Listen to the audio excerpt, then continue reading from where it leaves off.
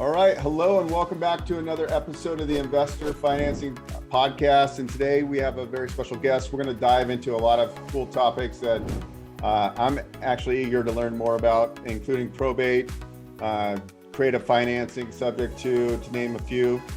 Please welcome to the show, Chad Corbett.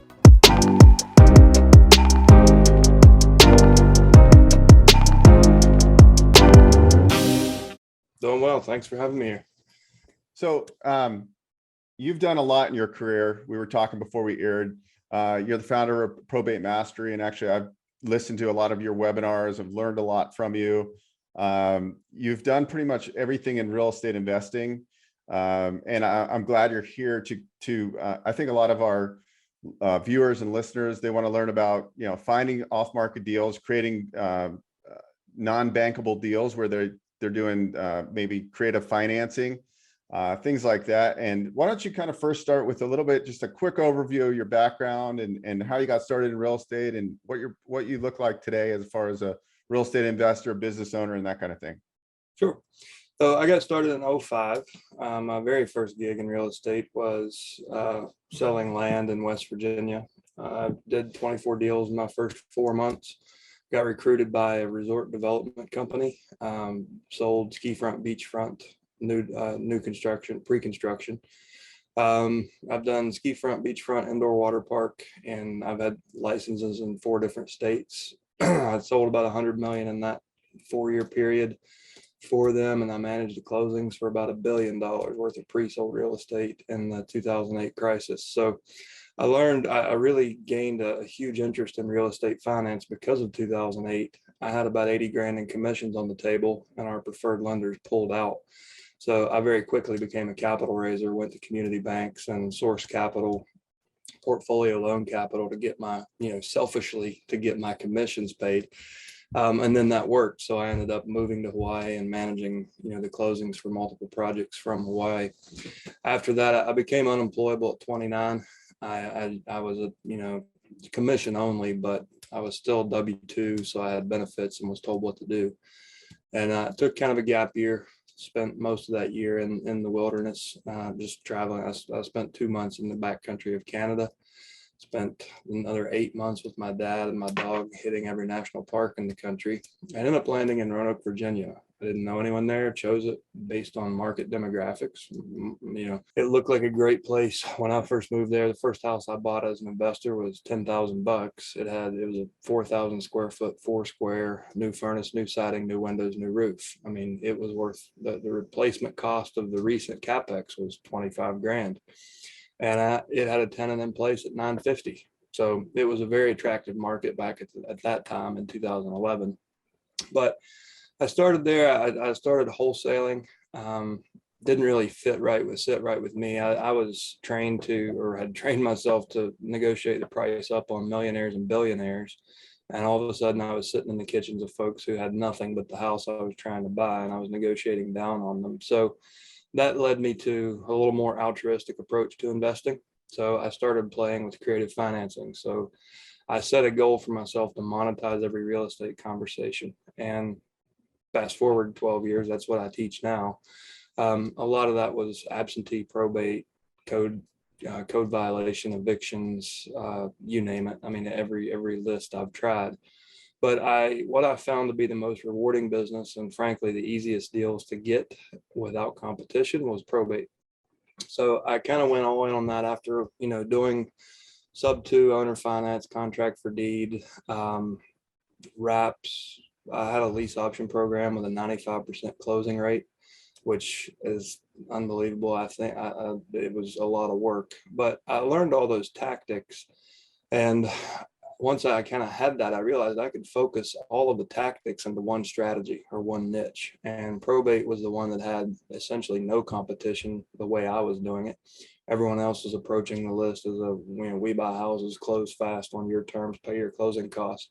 And I take a very, I look at it, it's more of like a consultation where I focus on people, earn the real estate conversation, and then figure out how to transaction engineer the deal that fits perfectly for them. And once I figured that out, it became fun and easy. And I was able to nearly automate it. It was inbound marketing. Maintained about a 6% close rate on a cold probate list. So if you give me 100 leads over the following quarter, I could count on 6 deals closed. So that's kind of where I came from. I now have a course. I train real estate investors, attorneys, and real estate agents and brokers on how to use the system that I built. I also co-founded a company called All the Leads, which I recently sold. I sold my shares about a year ago, but I also built the lead and list management side of this and all the systems that come with that. So that's I've done a little bit of everything you could mention in all that story. I've used about every finance and creative finance strategy in real estate and learning all this. And now I teach people to focus that mainly in the probate space. So as an investor that might not have done any probate deals in the past, kind of walk us through just, on a high level, what the probate process looks like. And from the investor standpoint, how do we want to get involved? Who do we want to contact and so forth like that? Because I think a lot of people have done, they bought in foreclosures, they bought in short sales, but not as many people by a big shot have done a probate deal. So can you kind of walk through what that, I know it's different in different states and counties, they have different probate rules, but just give us the overview of the process. We obviously have 50 states. Only 16 of those states have adopted the Uniform Probate Code. And within those, we have 3,149 counties. So there's a lot of nuances depending on how rural, how urban, how tech forward, how backwoods, everyone's a little different, how they record the data, how you can access the data, what the actual processes are, what the numbers are. For example, in every state, there's a small estate exemption where if the net worth of the estate is worth less than X, then probate is not necessary. There's also small probate, expedited probate. So the best first step is, and this is all stuff we teach. I teach the generalities of probate in the course, but then I challenge one of the action items in the course is actually go meet with the probate clerk in your county. And that's the first thing I did after I did my first deal and realized, it's a longer story, but in that deal I gave her 4 options. And that's a big part of what I teach, is not going in with a selfish, one-sided, being a one-trick pony. When you're the only person calling, that lay out 4 very unique options for the family and give them a choice, then they're not being sold, right? You're not forcing any one strategy on them.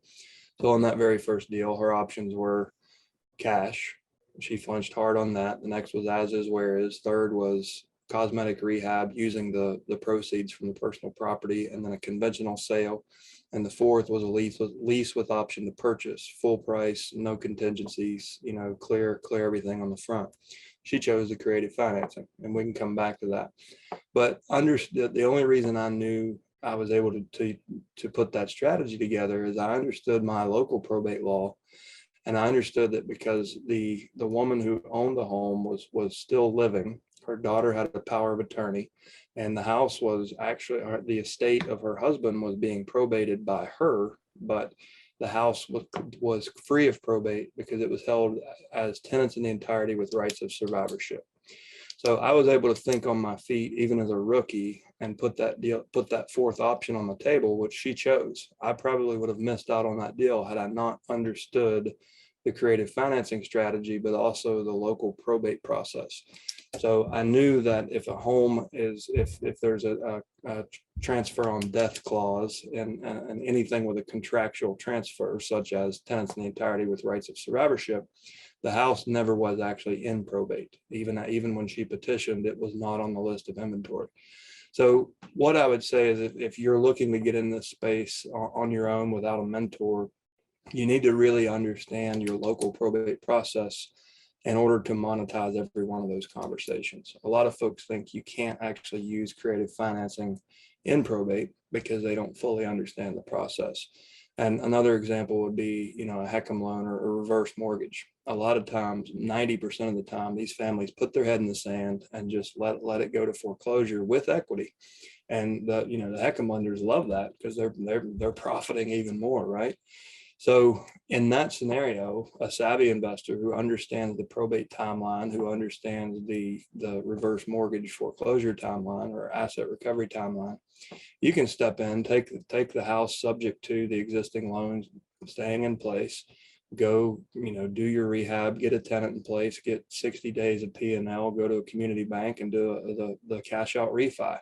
And you can be completely clear of that. The lender gets paid off. The family, the family didn't, they got their equity and you got a house.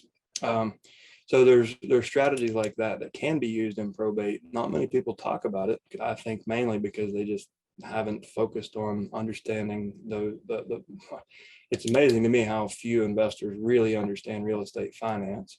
And if that's one piece, go really focus on what all those tactics and strategies are, and then when you can and cannot use them in the probate process. But that would be the most important thing, I think. If and I'm operating on the assumption here that you've got a pretty savvy audience that already has their whatever their strategy is, whether it's long-term buy and hold, fix and flip, they already understand that side of it.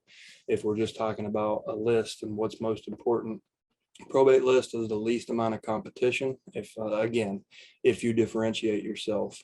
And when you understand that local process, these are super easy to impress the people you're meeting with, the personal representative and the heirs, because everyone else is a one-trick pony. That's pretty amazing. So if there's if people that don't know what a HECM is, it's a reverse mortgage essentially. And I've gotten calls in the past of like, oh, and a lot of these go to foreclosure when that's the crazy thing. And it's like, really, you just need to know what's owed on the property, right? And what's the ARV, and can you BRRRR the property, right? So you're going to take it subject to, and then BRRRR out of it, essentially pay off the reverse mortgage, and then you have a property, and potentially instead of the heirs getting nothing, they could get some of the equity by deeding over the property. So like, that's a win-win right there. And what I heard from you is that that's what you like to do. You create win-wins. And I think it's like, from all the mentors I've learned from, it's like, it's all about deal structuring and learning how to do this kind of stuff. I think it overwhelmed. Like, I know I'm just used to like, oh, I can go raise money and buy it and get, raise the gap funding and get a bridge loan and acquire the property. That's the easy part. Really, what I want to work on years to come is the creative financing. And I think in the market over the next couple of years, we're probably going to go into another environment. I mean, and even right now, there's these deals everywhere, but now like subject to and lease option type of deals, because people have these low interest rates, right? But maybe the prices drop down and you can take it subject to and still cash flow the property. So with your real estate experience, I know we don't have a crystal ball, but don't you think there's going to be a lot more opportunities coming up pretty quickly here? So I'll step out of the probate space for this more general comment. I think we're setting up for the largest subject to buying opportunity this country's ever seen. We've had a ridiculously, like a falsely suppressed interest rate for over 24 months. Which has driven the price up because buyers buy payment, not price. So they've been willing, as long as that payment stays down there at $900 a month, they don't even care what the price is, as long as their lender says they qualify. As soon as the Fed, all it takes is Jerome Powell to step behind the podium to correct the market, and Facebook loses 26% of their valuation, right? So tech stocks are insanely overvalued, but so is everything else. I mean, we're trading at what, 215% of earnings in the market. So I think that if you look at the Fed balance sheet, they're in a conundrum. Even the mention of raising rates 25 basis points creates a panic sell-off. And if you look back to 2018, 2019, all it took was just a slight tapering of bond purchasing, and we had the taper tantrums. And most people forget that. They forget that pre-pandemic, we were already in this conundrum because we printed so much money coming out of 2008. So we slammed interest rates to near zero, which gave easy access to cheap money to a lot of people. Those people have jobs. They work for big corporations whose share price is going to get slaughtered probably in 22. We might be able to kick the can to 23. When that happens, mid-level management gets their layoff. they have to either transfer to find a new job, or they scramble. So we have an opportunity to step in and say, hey, before your credit goes to hell, let us take over the home. Do you want to be a landlord, or do you want to go start over and let me build your credit while you're doing that? So we've got an opportunity to step in, pick up these assets with 2.5% to 3% interest rates with 30-year fixed rates, and step in and build a free portfolio. And you can write, provisions in that you'll actually refinance once the value is, once the principal pay down is at X. But these folks they're going to be in a situation where they don't give a damn about buying a house. They're going to be more worried about employment and how they're going to feed their kids. And there's an opportunity for investors who are savvy to step in early, salvage their credit so they can get a nice rental. They don't have, because remember, when your credit score drops below 600, you're living in the worst neighborhoods because really good landlords are pulling credit, right? So the altruistic side of this is you can build a free portfolio of overpriced assets, but with rents as high as they are, you've got a debt coverage ratio that you can get refinanced even at that, as long as you've got I like to use community banks for those types of loans. But I think it's the biggest opportunity probably we have ever seen and will ever see in this country. Now, in the probate space, the reason I stepped aside from that is typically a probate is not going to remain open forever. Typically it's going to close, and you need to, in order to transfer, and a lot of times if the home is in probate, there's sometimes where you can't use the sub-2 strategy. Sometimes it's a short-term strategy during the probate. And then in order for that to be settled out, you've got to be completely out of the house. So because that note will remain on the estate and they're a creditor. So the open to creditors period is 4 months in most states.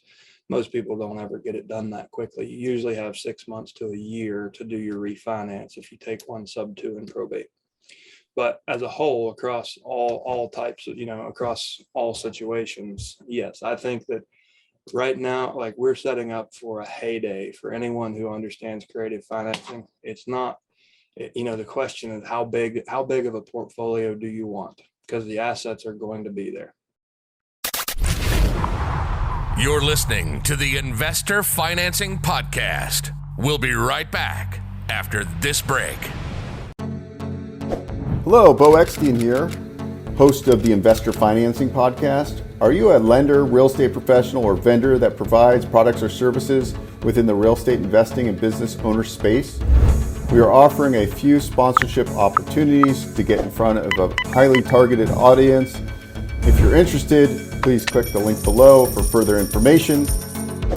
We look forward to talking with you. Thanks. Make it a great day.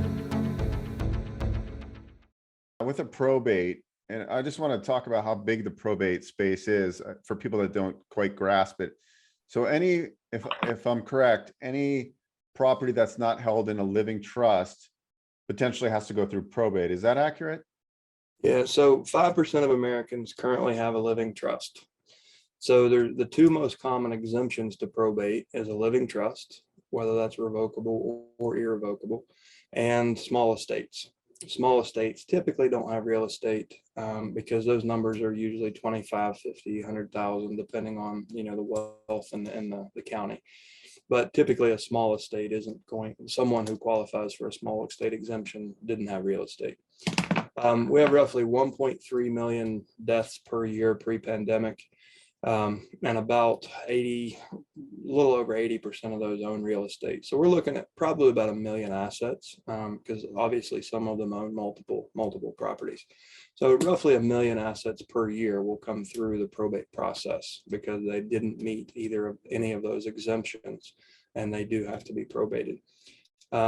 And it varies based on wealth. Like what you'll find is probate numbers per capita will be much higher in dense urban areas because wealth levels are higher there. So for example, if you go to a Midwest market, there might be 60,000 people in a county, but there might be 10 probate leads. Where if you come out to the coast, you can have that same county size of 60,000 and you might have, 200 probates. And it's because those people had more wealth and they weren't exempt because of the small estate exemption. So depending on your market, it will be the volume of these that you'll see. Now, that said, even the properties that are held in trust, I teach two things. One is how to market to the family directly by providing value, mainly an inbound strategy. Two is how to provide value to other professionals and build a referral network. So estate planning attorneys, probate attorneys, registered investment advisors, CPAs, anyone who has contact with high net worth individuals that may come to them for advice in a transitionary period, illness, death, divorce, things like that.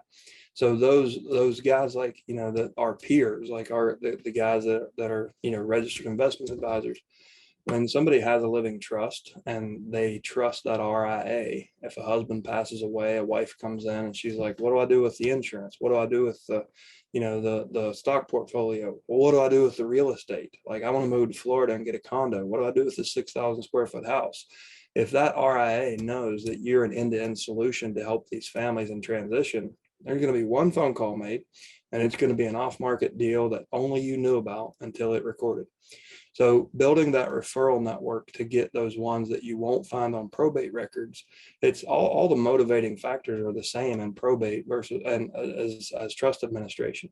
There's been a death, there's grief, there's fear, and there's usually motivation to move forward. And it's no different in a trust. There's just more zeros typically. That's pretty amazing. So kind of gearing ourselves towards what's going to happen over the next year or two.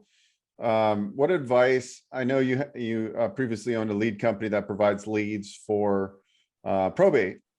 What about what would be your suggestion for like potential, just maybe not probate, but just subject to deals? Where would people kind of start looking for data for that kind of stuff? I think PropStream has the best back-end database in the industry. I'm a little biased because my friend actually founded that. But he recently sold it, but I still believe they have the most comprehensive data in for the best data out. So that's the tool that I continue to use, just because there's so many different query criteria that you can match and append off of. So for example, show me out-of-state owners, show me absentee owners who have closed in the last 24 months that are that have a divorce filing and had an FHA loan on the, or a conventional loan on the property. And you can export up to 10,000 leads per month from a PropStream platform. You can market to them directly from the platform. I have a link that I can drop you, Beau, if you want. So I support them. The other platforms are Remine, Propelio. There's a couple out there now, but it all comes down to it's garbage in, garbage out. So where are they getting their data? Is it a complete data set? And I've had the privilege of kind of looking behind the curtain how PropStream takes data in, and that's why I trust them as the platform I use. To the extent that, so I write private mortgages out of state. I'm a nomad. I live all over the place, but I write private mortgages in Virginia, West Virginia, and Florida. And if I haven't seen the asset, I don't know the neighborhood, my first layer of underwriting is actually PropStream. And so far, it's been right every time. Even when my borrower said, oh, no, the ARV is this, I went with the PropStream ARV. And at the end of a 6-month loan that actually went out of term and went to 9 months, it sold for what PropStream said it was worth, not what the investor said it was worth. So I trusted enough to use it, not as the only underwriting tool, but as my top line underwriting tool. That's awesome. Yeah. So when are you going to come out with your next your deal architect course? I can see you need another course.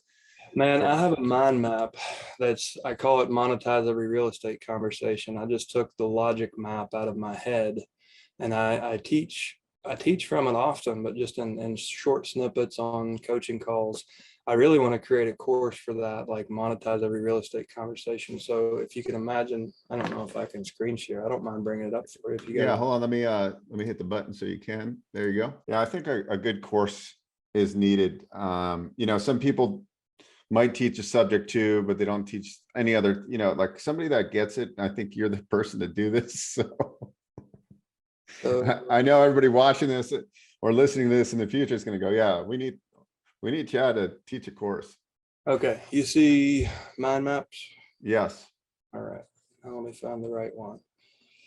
Okay, so this is something I've been working on since 2011, just in my head. But the way, this is how my brain works in this space and real estate acquisition. These are all the lists that I have tried and been successful with. So pre-probate, probate, trust, pre-foreclosure, divorce, absentee, vacant house, for rent, for sale by owner, eviction, and fire. Those are the ones I've tried others, but these are the ones that I've done deals. So I start out, and this is, it's just a decision tree. So this is a very logical approach. You would never, ask the questions the way I have them written here. What I'm doing is using this logical framework to guide an emotional conversation. So is the real estate yes or no?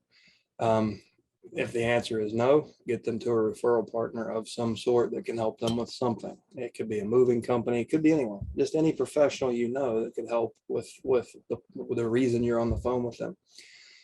If there is real estate, the next question is their motivation to sell. If no, somehow they got on the phone with you. But if they own real estate, somehow they became a lead, there's no motivation to sell, even if you're just cold calling them. The next question is there debt? Yes or no? And then are the payments current? Yes or no? And you end up at the end of these branches. These are the tactics that I teach and that I've used. So you can see some of them as this is a person who has real estate, has current payments, doesn't have a motivation to sell. We can get them to our lender for a refi, a home equity line, get them to our trust attorney to set up a living trust, get them to our registered investment advisor to start a taxable portfolio, get them to an insurance broker. And we can indirectly monetize the conversation because all these guys that we normally play golf with, when we're giving them A+ referrals that are ready to roll, they're going to reciprocate, right? So we're going to get revenue back in the door in the form of referrals from our team. Now, the one everyone's probably most interested in is, is there motivation to sell? Yes. Is there debt? Yes or no? So if there's no debt and there's a motivation to sell, I set a target date. This is my next criteria. Inside of 30 days, usually a cash sale. 60 to 90, we can go conventional. Long term, or if they really want to maximize price, if they're being unrealistic, then we throw that into a creative financing tranche. We can do it, if it's a ridiculous price, we can do a no interest mortgage, owner financing, contract for deed, lease option. So again, it's at the very end of these branches is the tactics we use. If there is real estate and payments are current, there's equity. I won't go through the whole tree, but this is how my brain works. This is the logical way that I lead an emotional conversation. And I can drop this link so you guys can review it and then play with this. But this is, 10 years of aggressively educating myself and challenging myself to never say no to a prospect and find a way to monetize every phone call that I take the time to get on in real estate. Yeah, that's pretty amazing. I love it. I love the fact that, like you're thinking just outside the box, that every call you're going to monetize, whether it's even if you're referring it to a real estate agent that's going to list it traditionally. And then you can take that money that you were never making before and dump it back into your ad spend and then create more deal flow. And it's just so that's a great framework. So I could see that. So this course would be amazing because you're not only teaching creative finance strategies, but you're also teaching how to monetize on each way there is. And then you're giving these financial advisors referrals, and you're also getting paid a referral fee or whatever, but they're going to think of you when they get a deal and they're going to bring it back to you. So it's like a super creative way of doing it. Exactly. And it doesn't fit into a mind map very well, but I teach a transaction cycle. So every time you help a seller and they walk away, you walk away with a house. What do they walk away with? A check. And we're usually like, okay, see ya. And most people don't look at a seller as a buyer or a lender. To me, every time I put a check in a seller's hand, that's the best damn private money lead I've seen all day, right? So, hey, by the way, congratulations, good deal. I'm happy to buy the asset from you. You plan to spend that or invest it? You plan to spend that like everyone else or invest it and grow it? Yeah, Just shut up. You can, at the closing table with a real estate attorney present, you can turn a seller into a private money lender and walk them through everything right there. You don't have to answer the legal questions. The attorney's already present. You don't have to pay him for billable hours because he's already getting paid to close the real estate deal. And I make the closing table a capital raising table as soon as it's over. That's pretty amazing. I think you're opening my eyes, and hopefully everybody else is listening. They just can't talk right now, and I can, but I get excited. And like today is one of those calls or videos, whatever you want to call it. It said I'm excited because you're opening up my mind to like, there's so many possibilities that I've just been leaving on the table. And like, I should be monetizing I talk to, you know, how many people I talk to every day and they're buying real estate. It's like, I need to be monetizing all these relationships. I need to be monetizing every conversation because I'm buying deals and I need private lenders, right? Like this is a course that needs to be created. I'll be the first purchaser of this course. So you better get to work. I mean, like the subject to tsunami is coming and we got to be prepared for it. Yeah, I'm working on it. Yeah, that's good. Well, I don't want to take up too much of your time. I think you dropped a ton of value here. We can find out more about Probate Mastery at probatemastery.com. We can learn about your course. Obviously, people, I highly recommend you check it out if you want to learn. What else? What closing remarks would you have for us? I mean, I'd love to have you back on the show to talk about deals and deal architect in the future because I know I can learn a lot, and I know everybody else is going to learn a lot from you. Yeah, anytime. I also want to invite everybody, if this has been an interesting conversation to you, jump in we have a public Facebook community called Estate Professionals Mastermind. And we ask you a couple of questions on the front end, but that's for kind of our public group. If you are a graduate or a certified probate expert, then we have a private group called Probate Mastery Alumni. But jump in that group. It's built up of mainly real estate investors, brokerage, and probate and estate planning attorneys. But we have this conversation posted there. We do a weekly call that gets turned into a podcast that's called the Estate Professionals Mastermind Podcast. We talk about a wide range of topics, but a lot of times we end up on economics, demographic, real estate finance, and transaction engineering because we've got a pretty sophisticated audience. This isn't for everybody. You know, if you're one of the guy's got my money in his pocket, I gotta get that deal done. Like the probate space will chew you up and spit you out on the sidewalk. But if you actually have a will to serve and you actually care about, you know, altruistically creating wealth, this is it's fish in a barrel. It's one of the easiest places in the world to impress people. And they like the amount of trust that you build with these families. When you lay the strategy out, they go, okay, that sounds amazing. So if you want to, you know, be part of more of these conversations, jump over and check out our communities. And Beau, I'd love to come back anytime. This is, I mean, I work because I want to now on this stuff, not because I have to. And I'll say that, like, if you're pursuing, you know, wealth creation, the mind map that I just showed you allowed me to become financially independent at 38. I thought I was going to retire, but because of our mastermind and some of the guys in it, I was held accountable to not rob the world of the value. So now this is just kind of, you know, this is a contribution piece for me. I'm here to pour myself into whoever wants to learn. But if this is one of those spaces without the discovery of the probate space as a niche and something like what I teach, who knows, I might still, you know, be worried about money, but I was able to 3x what I thought I was capable of in about 3 years. And I did it mainly with a servant's mindset and just thinking outside of the box. And this is a great niche to do that in. Well, thank you so much. I'm fired up and I really appreciate your time on this. I think this is extremely valuable, not only for me, but hopefully everybody else that's going to listen to it in the next few days or a couple months from now, whenever somebody sees or listens to this. There's a lot of value dropped here, and it goes to show you don't know what you don't know, and to get out there and you know, you got people out there that are willing to spend time, and you can jump in their Facebook groups and you can go through their course if you want. So there's no reason not to invest your time, maybe a little bit of money into something like this to learn it, because there's opportunities that's passing by. So thanks again, guys, for another great episode of the Investor Financing Podcast. We appreciate you Please like and subscribe. So Google and YouTube, share this with other real estate investors in the future. Thanks so much.